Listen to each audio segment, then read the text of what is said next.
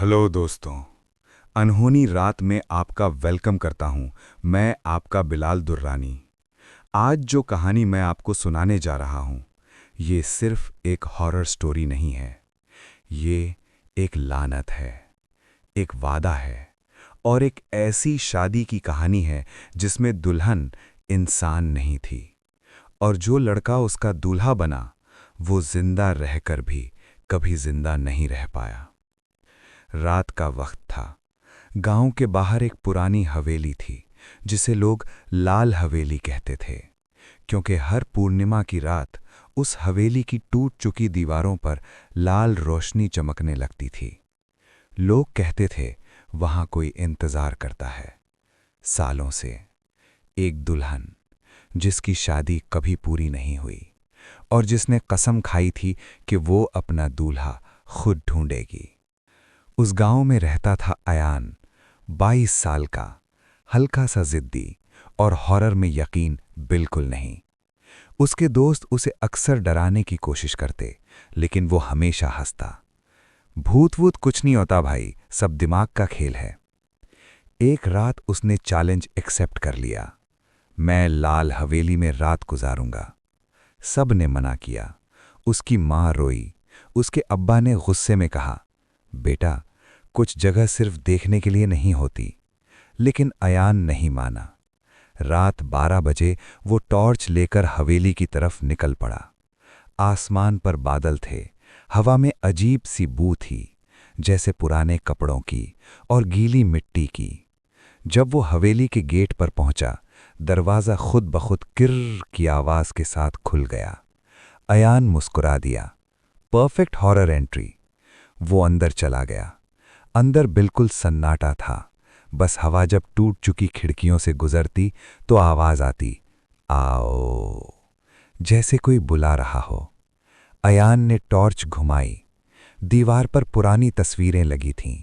सब में एक ही लड़की, सफ़ेद जोड़ा, लंबी जुल्फें, आंखें नीचे झुकी हुई। हर तस्वीर में वो और ज्यादा उदास लग रही थी। अचानक उसके पीछे से पायल की आवाज आई, चन चन चन। वो पलट गया। कोई नहीं। उसने फिर चलना शुरू किया। पायल फिर बजी। इस दफा करीब। उसका दिल जोर से धड़कने लगा। कौन है? उसने जोर से कहा। जवाब में बस हल्की सी हंसी सुनाई दी, लंबी, ठंडी और औरत की। अयान ने टॉर्च सीधा आगे मारी और उसका खून जम गया।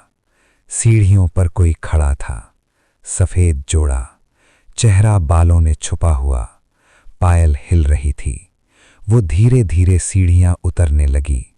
हर कदम पर आवाज गूंजती, चन चन चन। अयान का गला सूख गया।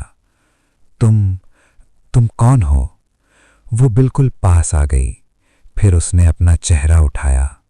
उसकी आंखें बिल्कुल काली थीं, जैसे अंधेरा भर दिया हो किसी ने, और होठों पर अजीब सी मुस्कान। तुम आ गए, वो धीरे से कहा। मैं बहुत अरसे से इंतजार कर रही थी। अयान पीछे हटने लगा, लेकिन उसके पैर किसी चीज से टकरा गए। जमीन पर फूल बिखरे हुए थे, लाल फूल, बिल्कुल ताजा, जैसे अभी किसी ने शादी के लिए सजाए हों। उस लड़की ने अपना हाथ आगे बढ़ाया। उसकी उंगलियों में मेहंदी लगी थी और मेहंदी में लिखा था, अयान। उसका दिमाग घूम गया। ये कैसे? वो मुस्कुराई। शादी की रात आ गई है। अचानक हवेली की सारी बत्तियां खुद ब खुद जल उठीं। ढोल की आवाज गूंज उठी। दरवाजे बंद हो गए और दीवारों पर लटकी तस्वीरों में से लोग बाहर निकलने लगे। सब शादी के कपड़ों में, लेकिन सबके चेहरे सड़े हुए। अयान चीखने लगा। वो भागना चाहता था, लेकिन दुल्हन ने उसका हाथ पकड़ लिया। उसका जिस्म बर्फ जैसा ठंडा था। अब तुम मेरे हो। और उसी पल अयान ने महसूस किया कि उसकी उंगलियों में भी मेहंदी उभरने लगी है। उस पर लिखा था, दूल्हा। मेहंदी का लफ्ज दुल्हा जैसे ही अयान की उंगलियों पर उभर कर पूरा हुआ, हवेली की हवा बदल गई। ठंडी नहीं, अब वो सर्दी जैसी मौत वाली ठंडी थी। ढोल की आवाज तेज हो गई, ढम ढम ढम, जैसे दिल नहीं, कब्रों का सीना धड़क रहा हो। अयान ने अपना हाथ झटका, छोड़ो मुझे। लेकिन दुल्हन की पकड़ लोहे जैसी मजबूत थी। उसकी काली आंखें सीधा अयान के अंदर घुस रही थीं। शादी से पहले दुल्हा भागता नहीं, उसने धीरे से कहा। अचानक जमीन हिलने लगी। हवेली की फर्श टूटकर दो हिस्सों में बट गई। नीचे अंधेरा था, बिल्कुल बेइंतहा अंधेरा। उस अंधेरे में हल्की हल्की रोशनी की चिंगारियां उभर गई थीं, जैसे हजारों दिए जल रहे हों। लेकिन जब अयान ने ध्यान से देखा, वो दिए नहीं थे, वो आंखें थीं, हजारों आंखें। सब उन्हें देख रही थीं। दुल्हन ने उसका हाथ खींचकर उसे नीचे गिरा दिया। अयान चीखता हुआ अंधेरे में गिरा, लेकिन जमीन पर लगने से पहले ही किसी ने उसे पकड़ लिया। उसने आंखें खोली और उसका दिल रुक गया। वो लोग नहीं थे, वो लाशें थीं, शादी के कपड़ों में, गले में हार, सर पर सहरा, और सबके चेहरे सड़ चुके थे। उन्होंने अयान को कंधों पर उठा लिया, जैसे बारात में दुल्हा उठाया जाता है। ढोल और तेज, हंसी और तेज, चीख और तेज। एक लाश उसके कान के पास आई और फुसफुसाई, जिंदा दुल्हा बहुत अरसे बाद मिला है। अयान ने जोर से झटका दिया, मैं शादी नहीं करूंगा। सब लाशें एक साथ रुक गईं। सन्नाटा। फिर धीरे धीरे सब ने अपना सर उसकी तरफ घुमाया। उनकी आंखें नहीं थीं, बस अंधेरा। और फिर एक साथ सब बोले, यहां मना नहीं करते। उन्होंने उसे नीचे उतारा। अयान ने देखा वो एक कब्रिस्तान जैसा मंडप था। चारों तरफ टूटी हुई कब्रें, बीच में एक पुराना सा तख्त, उस पर लाल कपड़ा बिछा था, और उस कपड़े पर इंसानी हड्डियां सजाई गई थीं। दुल्हन वहां पहले से बैठी थी। अब उसका चेहरा और ज्यादा खुल चुका था। स्किन फटी हुई, आंखें काली, लेकिन होठों पर वही दुल्हन वाली शर्मीली मुस्कान। देर हो गई, उसने कहा। अयान भागना चाहता था, लेकिन उसके पैर जमीन में धंस गए, जैसे मिट्टी ने उसे कबूल कर लिया हो। एक बूढ़ी सी लाश आगे बढ़ी। उसके हाथ में एक पुरानी किताब थी। वो मंत्र जैसी आवाज में कुछ पढ़ने लगी। हवा तेज, बादल गरजने लगे। जमीन से हाथ निकलकर अयान के पैर पकड़ने लगे। दुल्हन उठकर उसके बिल्कुल सामने आ गई। उसने अपनी उंगली से अयान के सीने पर हल्का सा कट लगाया। खून का एक कतरा निकला। उसने उसे अपनी मांग में भर लिया और आंखें बंद करके मुस्कुराई। अब रिश्ता पूरा होने वाला है। अचानक आसमान में बिजली चमकी।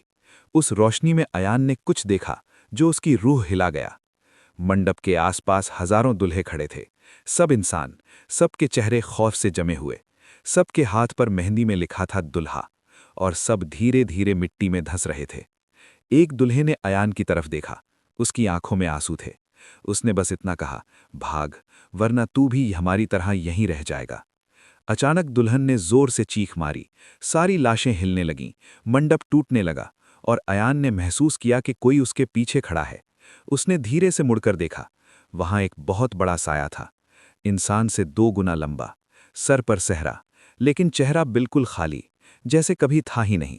उसने अपना हाथ अयान की गर्दन पर रखा और कहा, अब असली फेरे शुरू होंगे। जैसे ही उस बेचेहरा साये ने अयान की गर्दन को छुआ, उसके जिस्म में बिजली सी दौड़ गई। उसकी सांसें रुकने लगीं, आंखों के सामने अंधेरा नाचने लगा।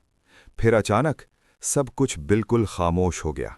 न ढोल, न हवा, न लाशों की हंसी, सिर्फ एक जलती हुई मशाल की रोशनी।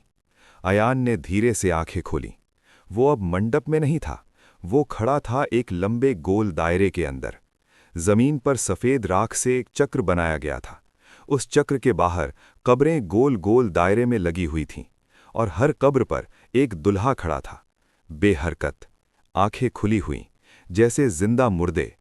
बीच में दुल्हन खड़ी थी। अब उसका जोड़ा सफेद नहीं, काला हो चुका था। उसके बाल हवा में उड़ रहे थे, और उसकी आवाज अब मीठी नहीं, बिल्कुल खोखली थी। पहला फेरा, वफादारी का।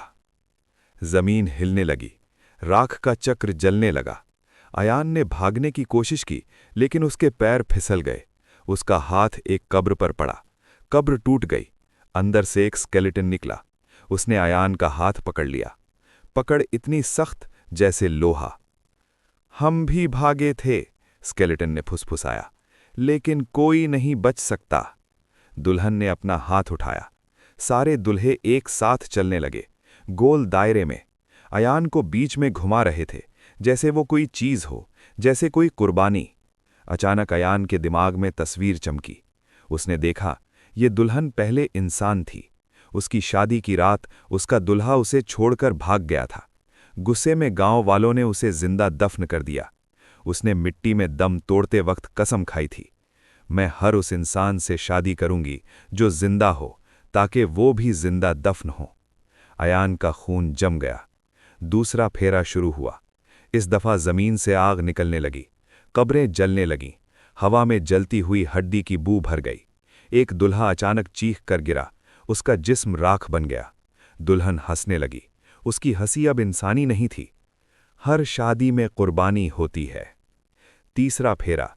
अयान को महसूस हुआ कि उसका दिल धीरे धीरे धड़कना बंद कर रहा है। उसकी स्किन सफ़ेद पड़ने लगी, उंगलियों पर मेहंदी का रंग काला हो गया, आंखों के कोने में अंधेरा भरने लगा। एक दुल्हा उसके पास आया। उसने धीरे से कहा, जब चौथा फेरा होगा तू हमारी तरह हो जाएगा। अयान की रूह लरज उठी। उसने पूरी ताकत जमा की और जोर से चीखा, नहीं! उसकी चीख से हवा फट गई। राख का चक्र टूट गया। एक पल के लिए सब रुक गया। दुल्हन का चेहरा बदल गया, गुस्से से भर गया। उसने अपने लंबे नाखून अयान के सीने में घुसा दिए। खून छिड़क गया। उसने उसके कान में फुसफुसाया, अब भाग कर दिखा। और उसी पल सारी कब्रें एक साथ फट गईं। हजारों हाथ बाहर आए, सब अयान की तरफ बढ़ने लगे। आसमान लाल हो गया, जमीन ने उसे निगलना शुरू कर दिया, और दूर वो बेचेहरा बारा दुल्हा फिर से नजर आया। इस दफा उसने अपना सहरा उठाया।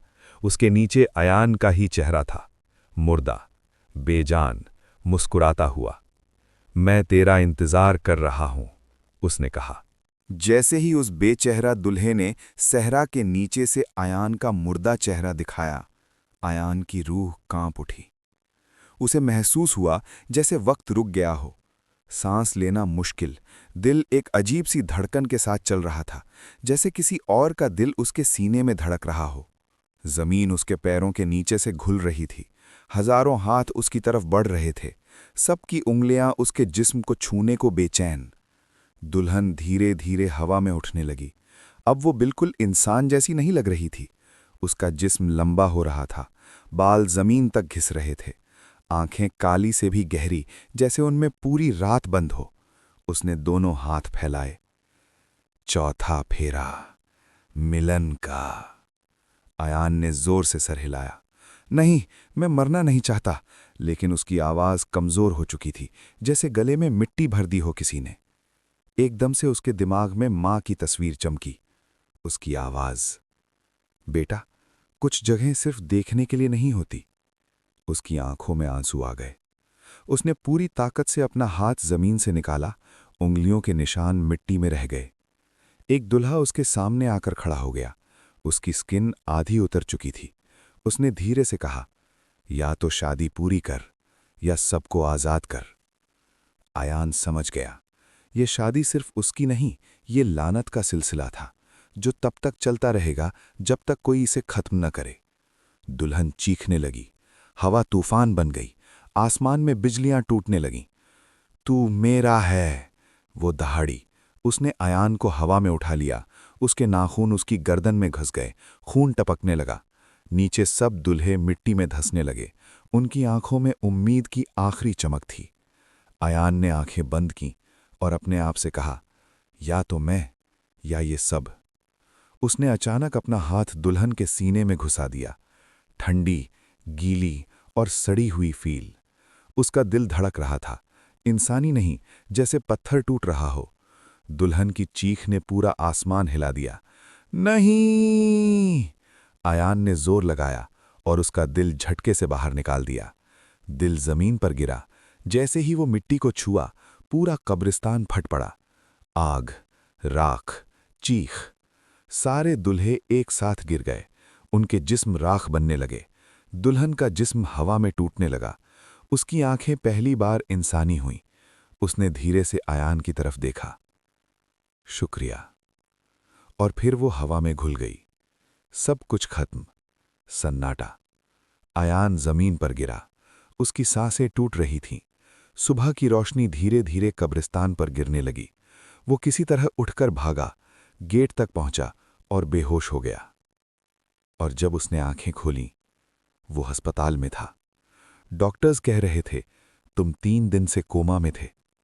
सब नॉर्मल लग रहा था, लेकिन जब उसने अपना हाथ देखा, मेहंदी का हल्का सा निशान अब भी था, और रात को जब वो सोता, उसे पायल की आवाज सुनाई देती, छन छन छन, जैसे कोई अब भी इंतजार कर रहा हो। अगर ये कहानी आपको पसंद आए तो चैनल को सब्सक्राइब, लाइक और शेयर जरूर करें, क्योंकि हर अनहोनी रात में कोई न कोई शादी अब भी होती है।